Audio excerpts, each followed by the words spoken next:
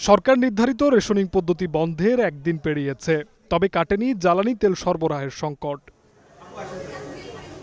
ফলে গন্তব্যের উদ্দেশ্যে ছেড়ে যেতে পারছে না দূরপাল্লার অধিকাংশ বাস। এতে ভোগান্তিতে পড়েছেন ঘরমুখ মানুষ। ভাড়া নিয়ে অভিযোগ না থাকলেও দুর্ভোগ বেড়েছে বাড়ি ফেরা মানুষের। গতবারের তুলনায় এইবারের ভাড়াটা একটু কমই মনে হচ্ছে। সিরিয়ালে 1 ঘন্টা হইছে বসে রয়েছি, কোনো টিকিট পাইতেছি না, সিরিয়ালে দাঁড়ায় রয়েছি। সবার মনে একটা আতঙ্ক কাজ করতেছে।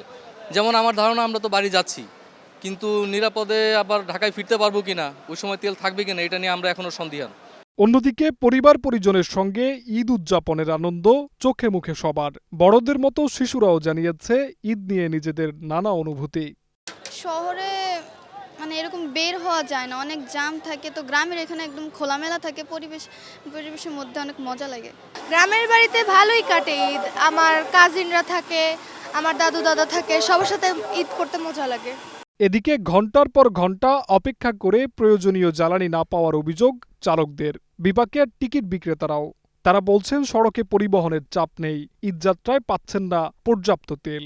প্রচন্ড ভোগান্তি। এখনকার তেল আনলাম ওই পাশে থেকে দিয়ে বাল্টি দিয়ে, পাম্প থেকে তেল দিচ্ছে না, তো ওই ভিতর থেকে বাল্টি দিয়ে 4টা বাল্টি দিয়ে তেল আনছি। আইনা এখনো পুরো ফুল করতে পারিনি। 80 লিটার তেল আনছি, আইনে যাচ্ছি, যাবো আর আসবে এটুকু আবার শেষ। আবার যাইতে পারবো কিনা সেটা বলতে পারতেছি না।